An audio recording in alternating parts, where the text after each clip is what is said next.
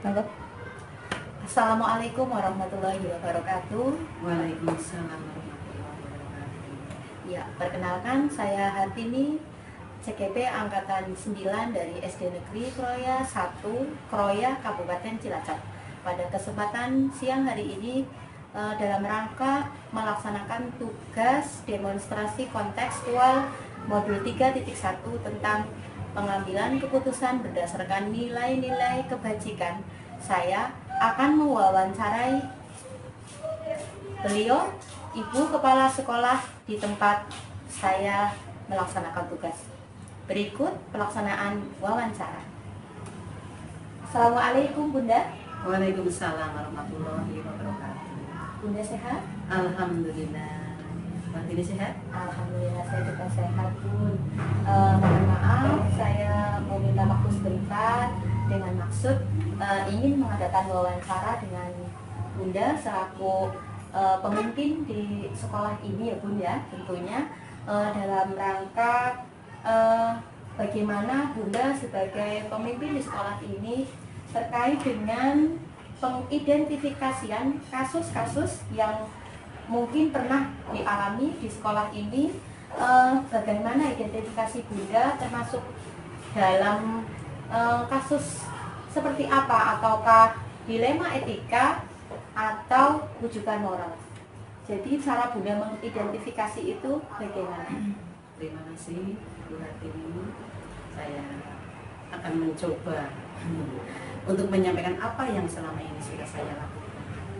Untuk mengidentifikasi itu termasuk rujukan moral ataupun dilema etika, itu kami memahami masalahnya dulu. Bermasalahnya itu seperti apa. Nah setelah itu baru kami tentukan itu termasuk rujukan moral ataupun dilema etika. Ya, lalu Bun, bagaimana selama ini Bunda mengambil keputusan di sekolah, terutama untuk kasus-kasus yang di dalamnya terdapat benturan dua kepentingan. Yang pertama, kepentingan itu sama-sama benar Bun, dan bisa dikatakan sama-sama mengandung nilai kebijakan, nilai kebajikan universal. Jadi dua-duanya itu baik. Kira-kira Bunda itu dalam pengambilan keputusannya itu bagaimana? Tentunya yang pertama kami lakukan adalah mengkomunikasikan terlebih dahulu, karena komunikasi itu sangat penting. Jadi, apapun bentuknya kalau sudah kita adakan komunikasi, semuanya akan menjadi baik. Nah setelah itu baru kita pertimbangkan kasus-kasus itu. Ya, setelah kita koordinasikan, kita komunikasikan, kemudian kita pertimbangkan. Kita juga perlu kerjasama dengan stakeholder, mungkin rekan guru, mungkin juga dengan komite, mungkin juga dengan pengawas maupun wakil, tergantung permasalahannya itu apa. Tapi yang jelas itu sama-sama penting. Namun di sana ada yang penting dan ada yang terpenting.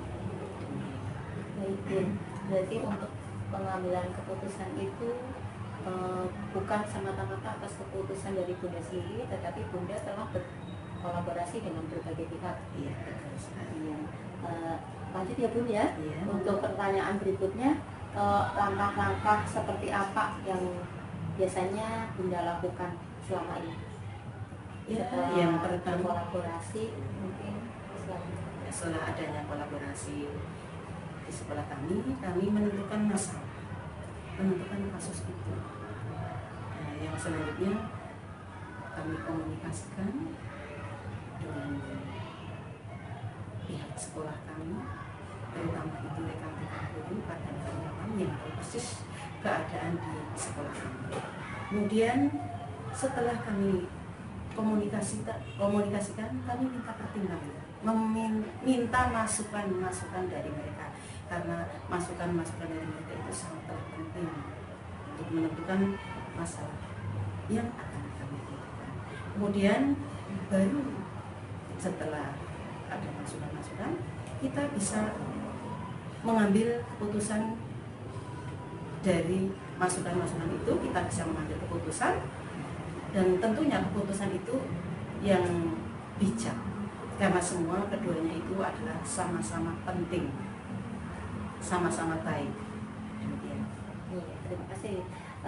Lalu Bun, kira-kira menurut Bunda dari segala langkah yang Bunda telah tempuh, langkah mana yang menurut Bunda itu paling efektif dalam pengendalian aktivitas? Langkah yang paling efektif itu ya menjalin komunikasi. Komunikasi itu sangat penting menurut saya, karena saya selaku pimpinan di sini dengan majunya sekolah ini bukan semata-mata karena saya tidak bisa berjalan sendiri, tapi saya bekerja sama dengan rekan-rekan guru dan karyawan, semua pihak. Iya, luar biasa Bun. Lalu Bun, ketika berkolaborasi mungkin pengumpulan fakta-fakta terkait kasus, tentunya di situ Bunda menghadapi sebuah tantangan. Kira-kira apa sih tantangan yang pernah Bunda rasa dalam pengambilan sebuah keputusan? Tantangan yang kami hadapi mungkin berbeda dengan di tempat lain. Kalau yang kami hadapi itu, saya berusaha semaksimal mungkin berdasarkan masukan-masukan, namun kadang-kadang itu kurang memuaskan. Itu yang kami rasakan. Namun saya berusaha semaksimal mungkin untuk bisa meminimalisir agar mereka itu tidak merasa kecewa. Itu seperti itu. Baik Bu, kalau untuk menghadapi tantangan seperti itu, otomatis kita punya trik khususnya untuk Bunda, mungkin punya cara tersendiri dalam pengambilan keputusan. Tentunya terkait dengan waktu Pun. Apakah Bunda langsung menyelesaikan kasus tersebut dengan segera, atau ada jadwal tertentu yang sudah Bunda tetapkan untuk menyelesaikan kasus-kasus?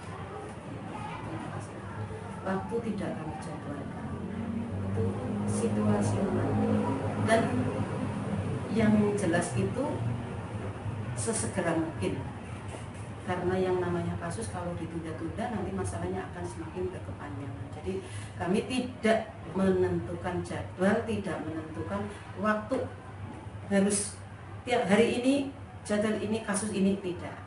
Kami tidak membuat jadwal, jadi situasional dan kondisional. Baik, jadi situasional tergantung dari Masalah yang yang sedang dihadapi. Berikutnya ya Bun, adakah seseorang atau faktor apa yang selama ini sudah membantu mempermudah Bunda dalam pengambilan keputusan terhadap kasus dilema etika? Yang pertama adalah komunikasi, kemudian saya selaku pimpinan itu belajar untuk mendewasakan diri. Dewasa yang dipaksa harus dengan di hadapan berbagai macam masalah, mau tidak mau harus bisa mengendalikan emosi, mengolah emosi diri sendiri. Ini karena akan sangat menentukan keputusan yang kami ambil. Baik Bun, dengan berbagai pihak emosi tadi ya Bun, ya, dalam pengambilan keputusan tersebut, ada tidak biasanya seseorang mungkin yang akan dianggap oleh ibu sebagai pembantu atau yang diajak bicara? Biasanya kan untuk kasus-kasus tertentu mungkin butuh pertimbangan dari pihak lain. Ada nggak yang seperti itu Bunda? Ya, tentunya ada. Tentunya Yang selain dari di sekolah sendiri? tentunya ada. Selain di sekolah ini, misalkan orang yang terlibat kasus seperti halnya dengan misalkan ini ada masalah wali murid, nah, tentunya wali murid kita datangkan. Kemudian mungkin pihak lain yang bisa yang terlibat dalam kasus itu ya kita datangkan pula, kita undang, kita ajak bicara baik-baik, ajak komunikasi sehingga bisa membantu untuk menyelesaikan masalah, mengambil keputusan yang tepat. Ya, terima kasih Bu. Luar biasa ya Bu wawancara kita pada siang hari ini. Masuk kepada pertanyaan terakhir Bun. Dari semua pembelajaran tentang kasus-kasus yang mungkin sudah pernah Ibu ambil keputusan, entah itu termasuk dalam dilema etika ataupun rujukan moral. Tentunya ada beberapa pelajaran atau hikmah yang dapat Bunda petik dari pengalaman yang sudah terlewati. Bagaimana menurut Bunda, pembelajaran apa yang dapat Bunda ambil dari situasi-situasi tersebut? Ya, kalau ada masalah yang tiba-tiba datang, akhirnya kami selaku pemimpin tidak tergesa-gesa karena sudah terbiasa menghadapi masalah-masalah yang datang silih berganti. Jadi kami mencoba untuk belajar dengan tenang, sabar, mengelola emosi kami seorang pemimpin agar dalam pengambilan keputusan itu tidak tergesa-gesa, hasilnya memuaskan. Ya, begitu ya Bun ya. Wah, terima kasih Bun. Ternyata waktu pun sudah menunjukkan pukul sore Bu, pukul sore ya Bu ya. Terima kasih untuk segala kesempatan dan sharing tentang pengambilan keputusan dari Bunda. Tentunya ini sangat bermanfaat bagi saya. Sekali lagi saya ucapkan terima kasih dan mohon maaf atas tersitanya waktu Bunda untuk wawancara kali ini. Saya akhiri wawancara pada siang hari ini. Saya mohon maaf atas segala kekurangan dan terima kasih. Assalamualaikum warahmatullahi wabarakatuh. Waalaikumsalam. Terima kasih. Assalamualaikum warahmatullahi wabarakatuh. Waalaikumsalam warahmatullahi wabarakatuh. Apa kabar Ibu? Alhamdulillah sehat. Sehat Ibu. Alhamdulillah. Mohon maaf Bu, saya mengganggu waktu Ibu sebentar. Jadi maksud saya di sini saya ingin mendapat informasi. Jadi saya akan melakukan wawancara kepada Ibu selaku pimpinan di SD Negeri Bajingkulon 1. Nanti permasalahannya tentang bagaimana Ibu sebagai pemimpin di dalam pengambilan keputusan terhadap situasi yang termasuk ke dalam dilema etika atau rujukan moral. Ibu bersedia? Saya wawancara ya Bu ya? Ya, terima kasih Bu. Kita langsung saja ya Bu ya wawancaranya. Sebagai pemimpin di SD Negeri Bajingkulon 1, tentunya Ibu punya trik atau cara dalam mengidentifikasi suatu permasalahan yang mana permasalahan itu termasuk ke dalam dilema etika ataupun rujukan moral. Kira-kira bagaimana Ibu dalam mengidentifikasi permasalahan tersebut? Dalam mengidentifikasi suatu masalah, kita mencari informasi dari mana permasalahan itu muncul, kemudian kita dalami permasalahan tersebut dan kita identifikasikan bahwa permasalahan itu termasuk permasalahan ringan ataupun permasalahan sedang ataupun permasalahan yang agak berat. Kita kelompokkan dalam satu identifikasi. Kita butuh waktu untuk mengidentifikasi mana situasi tersebut dianggap berat, sedang ataupun ringan. Ya, tentunya dalam pengambilan keputusan tersebut Ibu punya cara bagaimana pengambilan keputusannya seandainya situasi tersebut itu dalam pilihan di antara benar dan benar. Jadi dua kebenaran tetapi tetap harus Ibu laksanakan sebuah keputusan. Bagaimana cara Ibu? Oke. Untuk menyelesaikan masalah yang termasuk tergolong permasalahan yang benar dan benar. etika, jadi dua-duanya benar, itu termasuk dilema etika. Kita perlu kerjasama atau melibatkan orang-orang yang terkait dengan permasalahan tersebut, sehingga nanti kita perlu musyawarahkan mana kepentingan yang harus didahulukan, permasalahan yang harus diselesaikan terlebih dahulu. Di situ kita nanti dimusyawarahkan dan kita sepakati bersama. Kemudian langkah-langkah yang biasanya Ibu tempuh. Langkah-langkah untuk yang kami tempuh dalam menyelesaikan masalah, seperti tadi yang sudah saya sampaikan di atas, bahwa kita identifikasikan dulu, kita lihat dulu titik permasalahannya, apakah permasalahan itu termasuk permasalahan ringan, sedang ataupun berat. Nanti kita cari solusinya untuk penyelesaiannya. Kalau memang dalam penyelesaian masalah itu membutuhkan orang-orang yang terlibat di dalamnya, ya kita kumpulkan, kita musyawarahkan bersama. Itu luar biasa.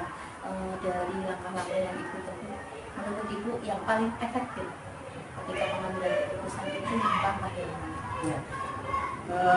Permasalahan, langkah yang efektif dalam menyelesaikan masalah yang ada. Ini seperti yang sudah saya sampaikan tadi, bahwa kita dalam menyelesaikan suatu masalah itu dititik beratkan pada kesepakatan bersama atau musyawarah. Kita lebih mengandalkan ke musyawarah untuk mencari solusi. Jadi ya yang saya anggap sebagai efektif, ya kita selesaikan secara bersama-sama, kita cari solusinya secara bersama-sama, ya kepada mereka atau masing-masing pribadi yang terkait dengan masalah tersebut. Baik, kalau saya tangkap dari apa yang Ibu sampaikan, berarti melalui musyawarah gitu ya. Tentunya dalam pelaksanaan musyawarah untuk pengambilan keputusan tersebut, Ibu punya tantangan-tantangan sendiri gitu ya. Hal apa saja yang menurut Ibu selama ini jadi tantangan buat Ibu ketika Ibu melakukan musyawarah untuk penyelesaian dilema etika?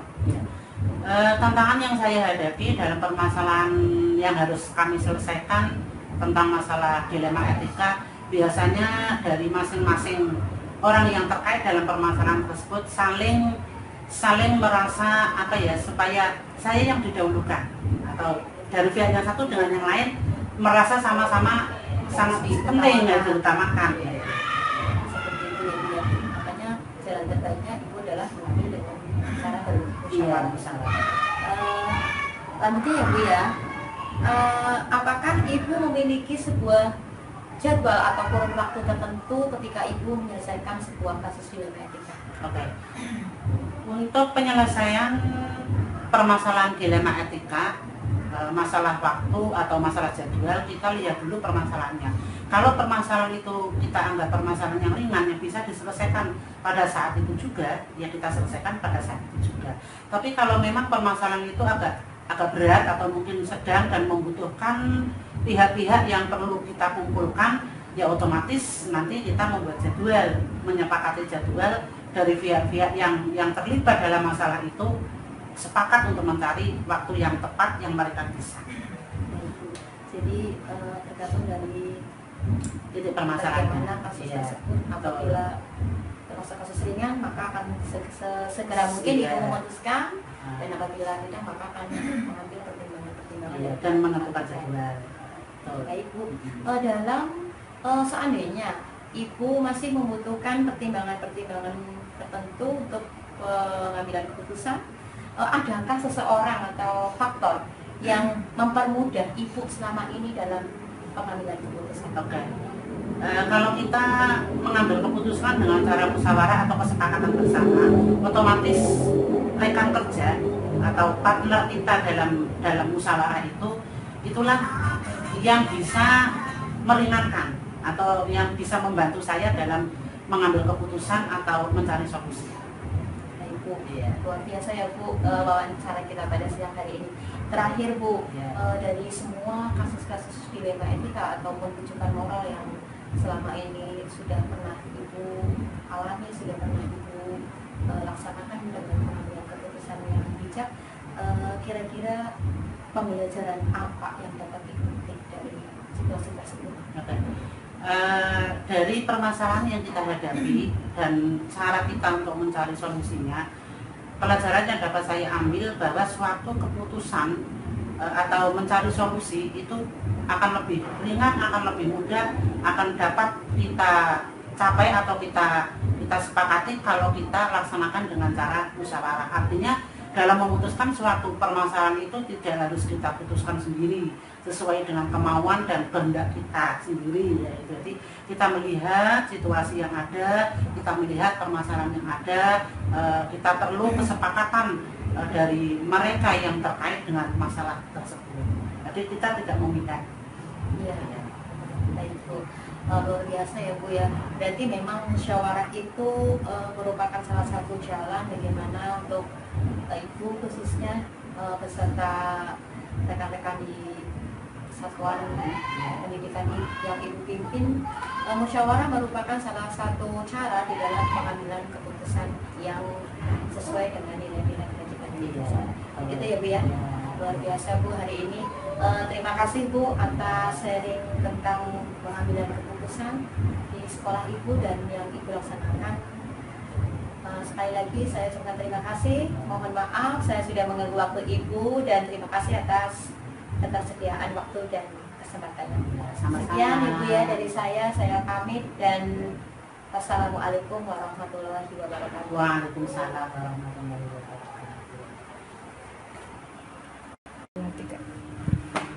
Assalamualaikum warahmatullahi wabarakatuh. Bu Hana. Waalaikumsalam warahmatullahi wabarakatuh. Bu Hartini. Ya, Bu Hana sehat? Alhamdulillah sehat. Bagaimana katanya Bu Hartini? Alhamdulillah saya juga sehat Bu. Bu Hana, mohon maaf ini ya Bu. Saya mohon izin dalam kesempatan ini saya bermaksud untuk mewawancarai Ibu Hana selaku pimpinan di SD Mergawati 3 ini ya Bu ya. Jadi saya ingin sedikit mewawancarai Ibu tentang bagaimana Ibu sebagai pimpinan di SD Negeri Mergawati 3 ini dalam mengambil keputusan berbasis nilai-nilai kebajikan. Ya Bu, ada waktu ya Bu ya? Iya, saya mau Bu. Jadi langsung dimulai nih ya Bu? Bisa Bu. Baik Bu, untuk pertanyaan pertama ya Bu, selaku pemimpin di SD Negeri Mergawati 3 ini, bagaimana Ibu dapat mengidentifikasi sebuah situasi itu termasuk ke dalam dilema etika atau rujukan moral? Mohon penjelasannya Ibu ya. Ya, terima kasih Bu Hartini. Saya akan mencoba menjawab berdasarkan pengalaman yang saya dapatkan selama memimpin di SD Mergawati 3 ini untuk mengidentifikasi kasus-kasus terkait dilema etika atau rujukan moral. Tentu saja saya akan mengidentifikasi dulu permasalahan yang terjadi itu, kasus tersebut, kemudian hubungannya dengan pertempuran atau pertentangan dengan nilai-nilai apa saja, kemudian jika memang diperlukan pendalaman permasalahan yang lebih, saya juga akan berkoordinasi tentunya dengan pihak-pihak lain yang lebih tahu tentang permasalahan yang terjadi, atau saya kembalikan lagi ke peraturan yang ada artinya. Baik Bu, jadi berbagai terobosan akan Ibu laksanakan untuk pengidentifikasian mengenai kasus dilema etika. Di antaranya tadi kalau saya tangkap berarti Ibu akan berkoordinasi dengan rekan-rekan di sekolah ini untuk mengidentifikasi untuk permasalahan tertentu. Terus berikutnya Bu, bagaimana Ibu menjalankan pengambilan keputusan di sekolah, terutama kasus di mana ada dua kepentingan yang sama-sama benar dan sama-sama mengandung nilai kebajikan? Ya, Bu Hartini, dari pengalaman yang saya peroleh itu, yang saya lakukan selama ini, tentu saya harus berkomunikasi dulu dengan rekan-rekan saya di sekolah ini. Saya meminta masukan, karena bagaimanapun juga saya tidak bisa mengambil keputusan sendiri. Saya harus dapat masukan dan harus tahu juga permasalahan, kemudian kaitannya dengan benturan terkait nilai-nilai kebajikan yang ada juga harus saya pelajari lagi, saya hubungkan kembali dengan peraturan yang ada. Untuk akan kembali ke adanya kolaborasi dengan rekan-rekan Bu ya Bu ya? Iya, betul sekali Bu Hartini. Ya. Berikutnya Bu, langkah atau prosedur seperti apa yang Ibu terapkan selama ini di dalam pengambilan keputusan? Selama ini, selama 2 tahun kurang lebih ya saya di Mergawati 3 itu, setiap ada permasalahan dalam pengambilan keputusan keputusan tentu saya akan melibatkan rekan-rekan saya. Saya cari tahu dulu kasusnya, permasalahannya, sumbernya, kemudian saya duduk bersama dengan rekan-rekan saya musyawarahkan untuk mencapai solusi dari pertimbangan-pertimbangan atau masukan dari rekan-rekan saya, kemudian nanti akan diputuskan untuk pengambilan keputusannya bagaimana, solusi yang terbaik dari yang ada. Luar biasa ya, langkah-langkahnya begitu detail, dan berarti untuk menghasilkan satu keputusan Ibu melalui beberapa langkah, dan keputusan yang berhasil Ibu ambil tentunya sebuah keputusan yang bisa diterima oleh semua pihak itu. Iya.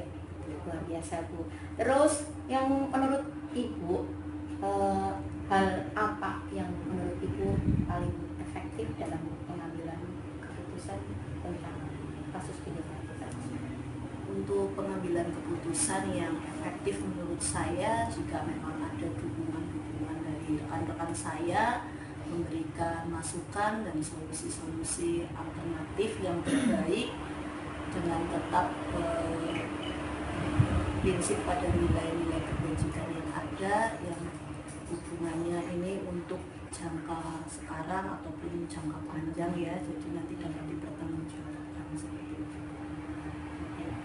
Kemudian dalam memutuskan sebuah kasus, atau kondisinya kasus itu berarti ya, ada kasus dilema etika.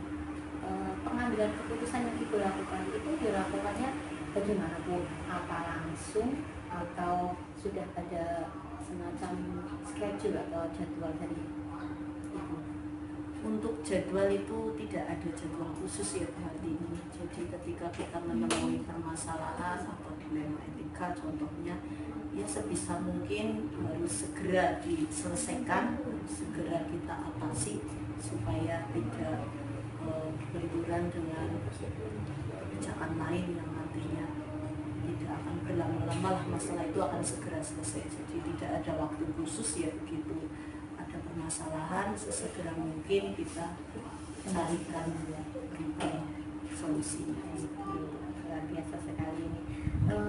Lalu Bu, adakah seseorang atau faktor yang selama ini mempermudah Ibu di dalam mengambil keputusan kasus yang termasuk dalam dilema etika? Ya, untuk yang membantu saya atau untuk mempermudah saya dalam pengambilan keputusan seperti yang saya sampaikan tadi, tentunya adalah hubungan dari rekan-rekan saya, dari rekan-rekan guru maupun rekan komite bila diperlukan ya Bu. Jadi memang itu dukungan dari mereka itu kesamaan persepsi dalam pemecahan masalah dan mencari solusi yang terbaik, itu dukungan utama itu dari mereka. Berarti semua pihak Ibu libatkan dalam pengambilan keputusan ini Ibu ya, Tidak bisa saya sendiri Bu. ya baiklah. Dari semua hal yang telah Ibu sampaikan tadi, kira-kira menurut Ibu bagaimana sih pembelajaran untuk hal dari apa yang kita laksanakan di hari ini, ketika Ibu mengambil keputusan kita, tentunya dapat kita petik pelajaran-pelajaran tertentu. Menurut Ibu bagaimana? Ya, untuk kasus dilema etika ya yang bisa saya petik dari pengalaman saya, pembelajaran terutama dalam mengambil keputusan, tentu berusaha yang terbaik, yang tidak mengecewakan dan bisa diterima oleh semua pihak. Itu yang jadi untuk bahan pembelajaran saya ke depan, untuk pengalaman ketika ya tentu saja di sekolah pasti akan menemui berbagai permasalahan nanti. Jadi pengalaman itu bagaimana membuat keputusan itu yang bisa diterima dan dapat dipertanggungjawabkan bersama-sama. Sekali Bu. Ibu, terima kasih ya Bu ya, luar biasa wawancara kita pada siang hari ini. Saya rasa cukup sekian ya Bu ya. Terima kasih atas perhatian Ibu dan atas kesempatan yang diberikan kepada saya sehingga wawancara ini berjalan lancar. Sama-sama Bu. Saya mohon pamit ya Bu. Wassalamualaikum warahmatullahi wabarakatuh. Waalaikumsalam warahmatullahi wabarakatuh.